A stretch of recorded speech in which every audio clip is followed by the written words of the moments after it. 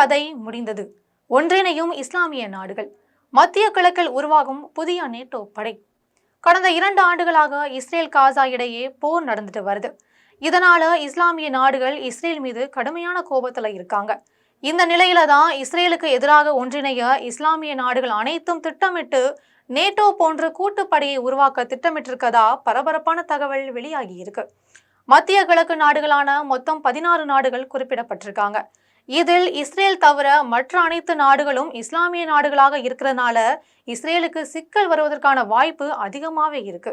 இந்த சூழலில் Lebanon, Iran வரிசையில கத்தார் மீது போர் விமானங்கள் மூலம் தனது அதிரடி தாக்குதல் நடத்தியிருக்காங்க இஸ்ரேல். ஹமாஸ் அமைப்பை சேர்ந்த தலைவர்களை குறிவைத்து இந்த தாக்குதல் நடத்தப்பட்டிருக்கு.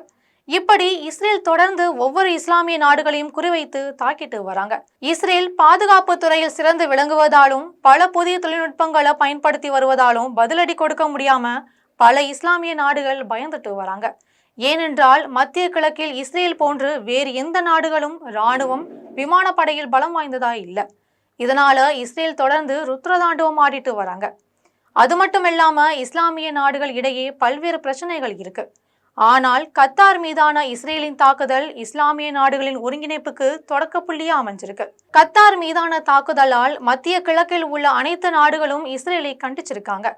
இஸ்ரேலுக்கு எதிராக அனைத்து இஸ்லாமிய நாடுகளும் ஒன்று சேர தொடங்கியிருக்காங்க. அமெரிக்கா, ஐரோப்பிய நாடுகள் ஒன்றிணைந்து நேட்டோ படையை உருவாக்கி வைத்திருப்பது போல் புதிய படையை அமைக்க திட்டமிட்டிருக்காங்க. நேட்டோ அமைப்புல மொத்தம் 32 நாடுகள் இருக்கு. இந்த நாடுகள் எல்லாமே படை வீரர்கள் நேட்டோவில் இருப்பார்கள். நேட்டோ நாடுகள் மீது யாராவது தாக்குதல் நடத்தினால் உடனடியாக அனைத்து நாடுகளும் சேர்ந்து பதிலடி கொடுத்துருவாங்க. அந்த வகையில தான் நேட்டோ நாடுகளை யாரும் தாக்குறதே கிடையாது. எனவேதான் நேட்டோ போன்ற ஒரு கூட்டுப்படையை இஸ்ரேலுக்கு எதிராக அமைக்க இஸ்லாமிய நாடுகள் திட்டமிட்டுட்டு வராங்க. இதற்கான பணிகள் தொடங்கிட்டாங்க. இதனை உலக செய்தி நிறுவனங்கள் உறுதி செஞ்சிருக்காங்க. அவர்கள் வெளியிட்டுள்ள அந்த செய்தியில கத்தாரின் தோஹாவில் இஸ்ரேல் தாக்குதல் நடத்திய மறுநாளே ஐக்கிய அரபு எமிரேட்ஸின் அதிபர் முகமது பின் ஜயாத் அல் நஹ்யான் தோஹா சென்றார். அதன் பிறகு அவர் பக்ரைன் மற்றும் ஓமன் நாடுகளுக்கு சென்றிருக்காரு. இந்த வேளையில நேட்டோ போன்ற மத்திய கிழக்கில் கூட்டுப்படையை உருவாக்குவது பற்றி ஆலோசிக்கப்பட்டுள்ளதா தெரிவிக்கப்பட்டிருக்கு. இது பற்றி கத்தார் பிரதமர் ஷேக் முகமது பின் அப்துல் ரஹ்மான் அல்தானி கூறுகையில், விரைவில் தோஹாவில் அரபு இஸ்லாமிய நாடுகளின் உச்சி மாநாடு நடைபெற இருக்கு அப்படின்னு சொல்லியிருக்காங்க. இந்த மாநாட்டில் கூட்டுப்படை அமைப்பது பற்றி இறுதி முடிவு எடுக்கப்பட்டு அறிவிக்கப்படும்னு கூறியிருக்காரு. மேலும் இஸ்லாமிய நாடுகள் நேட்டோ போன்ற கூட்டுப்படையை அமைக்க திட்டமிட்டாலும் அதனை செயல்படுத்துவதில் பிரச்சனை வரலான்னு சொல்லப்படுது. இதற்கு அமெரிக்கா, இஸ்ரேல் நட்பு தான் முக்கிய காரணமா இருக்கு.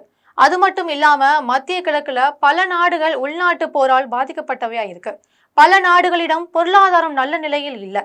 உள்நாட்டு போர், ஆயுத குழுக்களின் ஆதிக்கம் உள்ளிட்டவையை தாண்டி இஸ்லாமிய நாடுகள் நேட்டோ போன்ற கூட்டுப்படையை அமைப்பது அவ்வளவு சுலபமானது இல்லை அப்படின்னு சர்வதேச அரசியல் பார்வையாளர்கள்லாம் சொல்றாங்க.